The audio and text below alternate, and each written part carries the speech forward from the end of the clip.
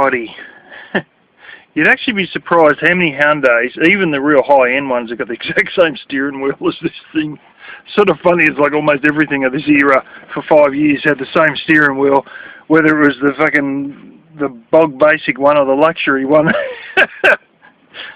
Anyways, we're here. Oh, that's a little bit annoying. There's a little crack in there. I didn't realise that. Oh, it's almost like two halves. You get a bottom half, and then you get a top half to it. Anyway, a little tiny chuff on the seat there. These seats are remarkably good condition, to be honest. I'm sort of surprised at how good they are. Yeah, like I was saying, plastics. Well, yeah. You know how they say these are a bit plasticky? Yeah, they're not wrong.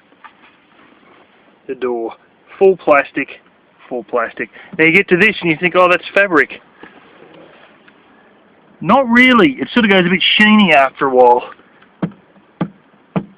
It's almost like supposed to look like this, but there's no cushioning in it. It's almost like fabric wrapped over hard plastic. That's ridiculous. But as you can see, the plastic's right up. It's interesting to note how as you get up near the door and near the thinger, all this stuff scratches real easily. It's because it's going brittle. Here's my little seat. Oh yeah. The same here. So these plastics are bloody beautiful. You get up here, she's all brittle. And the sun's glaring a bit, but she's scratching up pretty badly. Yeah, so like I'm saying, you know, plastic door goes to more plastic, more plastic, more plastic, and all of this is essentially gapped out. Now, where any condensation is going to form is either the windows or the ceiling.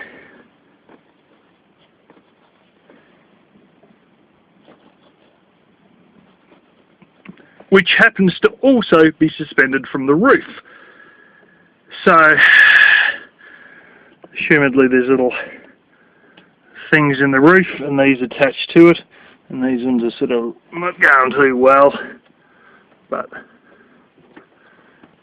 so anyway, I think really speaking, you know, you've already got enough of a gap out. If you were just to have a reflective thing like that thing I've got sitting on the dash right now, your normal reflective double-sided thing, just on top of this, you'd be pretty right. Having said that, I've been watching a guy called Robert Witham, I think it is, and he's cooking in the van, and he's just got bare bloody ceiling, and he's got no reflectives or anything against the ceiling, and I'm going, fuck me, how's the steam going from your kettle there, you know? He's showing thermos cooking, second cooking video, which was based on thermos cooking because of the amount of interest that thermos cooking generated in the first video he done on cooking. Anyways, I sort of don't know, I might need to have a little wire thingy or something to try and hold. You can see the height's not great. We're 3'10" here. You can see I'm, you know, sitting here, but the seat is actually fairly low off the ground, and I get my little stool, and there we go. And I've been thinking that I'll probably, you know, have the stove on the right side here, and so I might be cooking sitting on said stool, and yeah, we're going to be close there, aren't we? The head's actually brushing against it. So, lo and behold, this isn't terribly tall at all. But you know, it is a van. It's not a frickin' walk-in cargo van or something like that. It's just a run-of-the-mill passenger, you know, it's just a people mover. Anyway, I'll sort of really, yeah, I might just be getting just that reflectives on the ceiling. I don't know exactly how I'm going to hold it to the ceiling though, that's the only trouble. I don't really want to take all this business out because that's when bad things start to happen. And I don't really want to go drilling holes into something that's weak or trying to put holes in it to put a zip tie through the hole. Yeah, so I'm either going to take a bit more of his advice and you know, look at Robert Witham's stuff and, you know, find out for people movers. You know, he's got like a Chrysler Voyager or Grand Voyager. And sort of, you know, do we really need to worry about condensation in the ceiling, or is effectively the problem solved because you've got a huge air gap between the two? And if I'm not incorrect, I honestly think that's about, you know, that may well be 3 inches or something like that, or at least 2.5, you know. So is that an issue? So I might end up putting reflectives up there, but I don't really know how I'm going to structure it properly, other than bits of wire or something. You know, I was going to, I could put a little wooden frame in it. Yeah, no, I can't afford 1 inch or 2 inches with this because it's all so close. I might be able to afford 3/8 of an inch, but that'd be about it. So yeah. Anyway, I want to show you how they fucked this carpet up. Now I believe this carpet has been replaced. It's sort of a bit strange because up here, sort of almost like the carpet restarts, and you got like this Velcro strip here, and the carpet like just starts underneath the front seats, and that, believe it or not, is actually mounted in. Ooh, fuck, she's mounted in well too. That's my dash cam cable, fucking tangled in it. Oh, of course, fucking bitch. You couldn't jam it in there if you tried. Oh, here we go. You got to go up. Yes, there we go. So they screwed that straight in the floor there. One there, one there. I'll definitely be leaving this in. No doubt about that. Yeah, okay.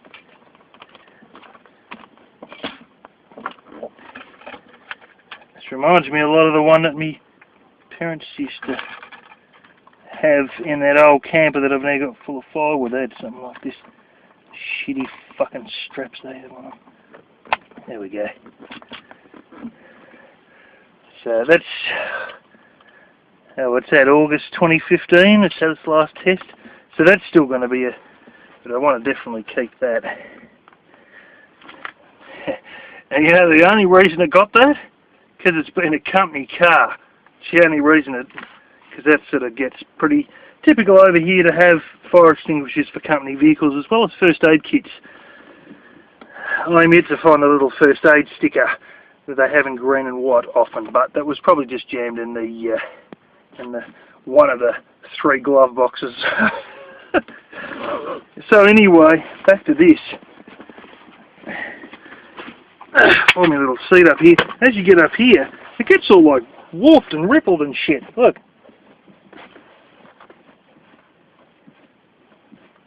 See the other side lifting? And you get to the side, and it's wobbly as fuck. Look at the damn thing. Now it wasn't quite tucked under this edge either. And then I've looked at the back of this, and that, like, there's where your latch is, and this is your back edge here. None of it's fucking hooked under it. And in fact, you can just lift the fucking thing up. So, yeah. Oh, what do you know? There's the back seatbelt mount. You know, all this stuff's all exposed. Quite intriguing, because I come in here, I couldn't even see the seatbelt mount before, but come here, bitch. Of course, if I do this off camera, it hits in the first time I fucking try, usually because I'm doing it with 2 hands. Nah, whatever. Fucking bitch. I'll just cut that piece out in a minute. Yeah, you can sort of get that edge under. And just ease it under there. That's probably where that's supposed to be, is underneath the fucking thing. Oh, whatever. Anyway, it's a pretty hack-ass fucking job, I'll put it like that. So I think they realised it's like a shit job, And then they end up, oh, that's got a few dents and stuff. It's obviously been used before today. But anyway, they end up throwing all this shit in, more or less to hide the fact that it's as reputable as fuck when someone takes it for a test drive. So yeah. Now what they've got with these is like a little screw. And yeah, take the screw out. You can see the carpet's under there, and I can actually jam my finger in between the two. This one looks like it's almost cut around it, but it didn't really seem to be. But anyway, what I'll do is I'll take all these screws out and put my lino in, and of course you cut like, you know, somewhere sort of like around there, and then you should be able to sit it all in, and you give yourself a bit of room, because watch this, stick my fingernail right under there, and you just saw me stick the carpet under there, and you know, cut it a little bit bigger than it needs to be and slip it under everything, and it looks like a neat job then. But these are basically like as the other ones. You got to realise this is like a double seat, this one, so it's fairly wide, but all of these have got those same things. So we're basically, there's 16 of them plus that other bullshit I showed you the other day. And one's 2 of them, 1 and 2. Now I don't know how these, oh God, I think they're just glued in there. Fuck me. Yeah. Anyway, we'll work it all out for something. So yeah, that's sort of, I want to put lino on the floor, and it looks like, aside from those 2 baby seat attachments things, the rest of it's going to be fucking easy. Take out a single Phillips head screw, cut it around, bang, put it back in again, and you're done, you know. Gee, like I'm saying, she's very plasticky. Bump, bump, bump, bump. That's all ducting in there.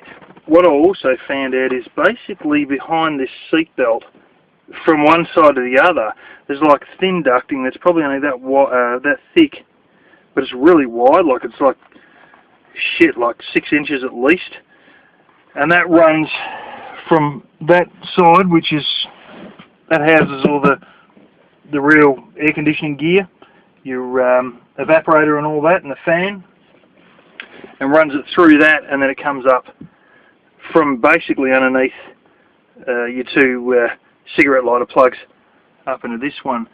But basically, because that's stepped out, just even if there's no actual insulation or silver paper or sponge foam or whatever shit in there, just the sheer fact of having an air gap from there to there is effectively insulation. So you won't really have condensation sit on that. And let's face it, if you do, it's all plastic. As I was saying, back door plastic, this plastic, back's plastic. That's all just plastic. Oh, there's my little, it's fairly low. The bed's probably going to be about here. So that'll sort of shine down on the floor at night there.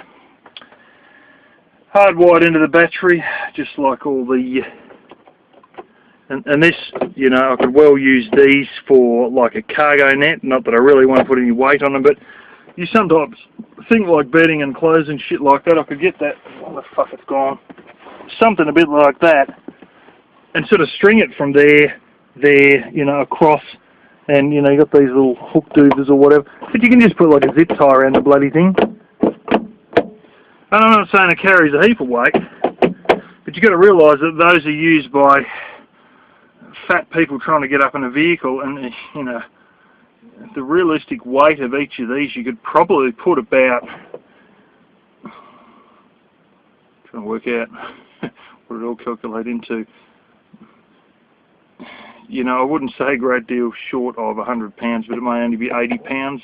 But I mean, if you can put 80 pounds on that, and there's 4 of them, well, there's actually 5 because the front passenger's got one too, but You know what I'm saying? It wouldn't be too hard to put one of those cargo nets and carry a few clothes there, but it's not something that I want hovering above my face while I'm trying to sleep at night, or trying to take a shit, or trying to cook food, and just, yeah. So I've seen other people do it, but it's something that's sort of like, almost like a, when you go actual camping and you have like a whole tent set up and all the bullshit, it's only when you're packing away that they need every inch they can get, they do that sort of a cargo net thing, so probably not going to go for that. But yeah, like I said, I've got to make some sort of a cover up for the windows here, and the back and everything like that, and I've got to really see what I can do or what I need to do for this. And this may be a thought, is that if I need to have some sort of bits of wire or some sort of little curved bits of plastic to hold reflectives, guess what I just mentioned? Yeah. So that effectively will become your anchor points if you decide to have any reflectives on the roof. And I will, if I can, just for the purpose of condensation not soaking into all this. But then again, I think that might be backed with something that it's not going to soak through any more than, it's like a lousy 1/8 of an inch if you actually look at my nailed up fucking nail. And you know, it's like soft for 1/8 of an inch. So what is it after that? Is it just plastic and there's no water getting in between this and the actual, you know, roof of the vehicle? And you'd sort of hope that it would be, because otherwise there might be a rust build up between your ceiling and your actual steel roof of the vehicle. I've found also, not only near the hinges of the tailgate is it going a little bit rusty and dodgy. It's not rusting right through, it's just a very fine layer of surface rust. It's also doing along that top edge. I might be having a bit of a spray paint on that back to save things from getting worse than they currently are. Yeah, might be having to buy some spray paint that looks sort of like this colour too, because I can put a bit of masking tape and all that on the outside there, but it really is like they've done a perfect spray job of the roof with the tailgate down, and then as soon as you get around that corner lip, there's like a little bloody line of rust. And it's not like rust bubbles, but if you ignore it for 2 years, it will be rust bubbles, you know, and that's where your shit really starts.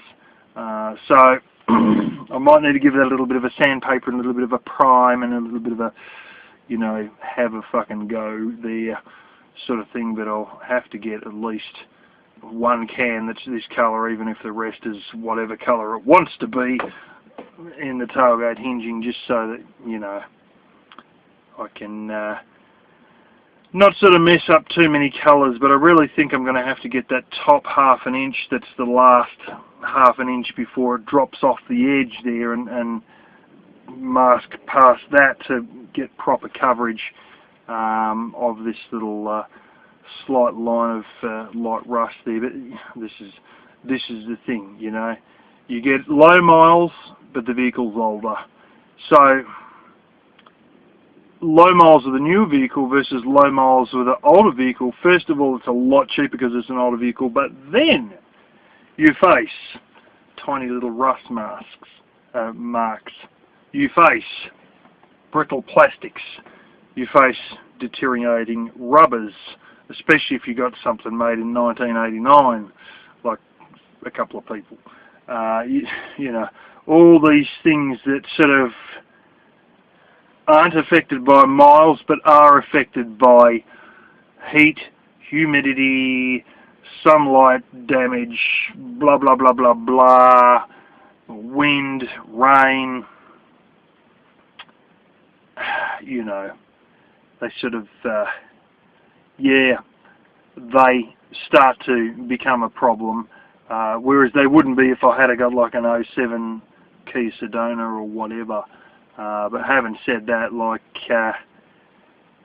you know, $5,000 with a lot of work that still needs doing, and I'm not saying this needs nothing, this needs a few things, but some of these key sedones, you're buying it, and it's an absolute unknown quantity.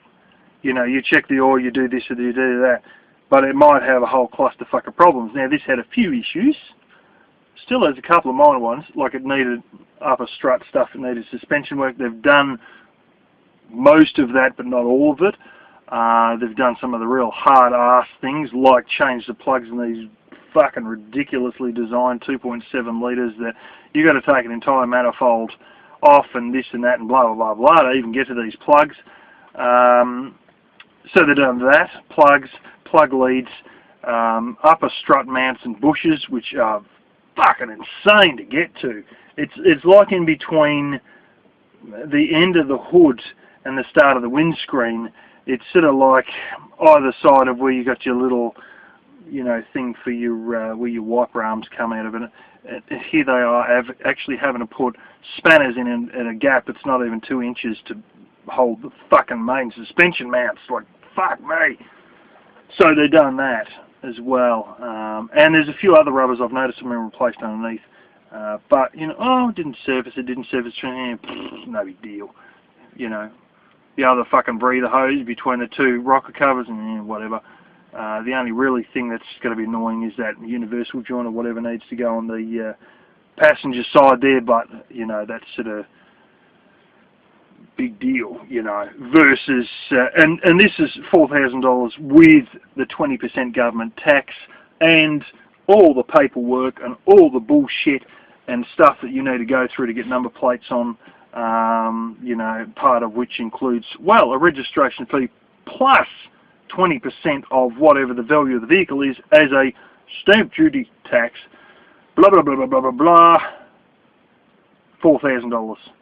Kia Sedona guzzles fuel like a motherfucker because they're known to, and they have the biggest engine, 3.8 litre engine of any damn van there is, really speaking. It's a standard production model, and, you know, $5,000, but then you could be fucking doing some major shit with that thing before it's even anywhere near getting number plates on it, you know. And yeah, so anyway, I sort of prefer my older vehicles, in part because they're simpler, in part because you get a Hyundai or Kia that's 2008 or newer, and God knows what fucking power steering fluid you get for it. It's still a bit of an unknown to a lot of people. Whereas this thing is just fucking GM transmission fluid is what the damn thing takes in the power steering. Simple, you know. A lot of things, it's new enough that it's still sort of nice enough, but it's old enough that it's still simple enough that I can lift the hood and I can work on it without getting mind boggled, because I've actually had a good look and these things are simple, and I've already fixed one thing and I'm going to, you know, fix other minor bits without real concerns and without real troubles. And there's a couple of bits that'll be fixed by a mechanic because I'm clueless with transmissions, but, you know, it's not going to be too hard to work on if I need to work on it, because it's old enough that it's simple enough, but it's still new enough that it's not, you know, a complete old fucking rust bucket, you know. So yeah, but anyway, I think that's enough for this video, and yeah.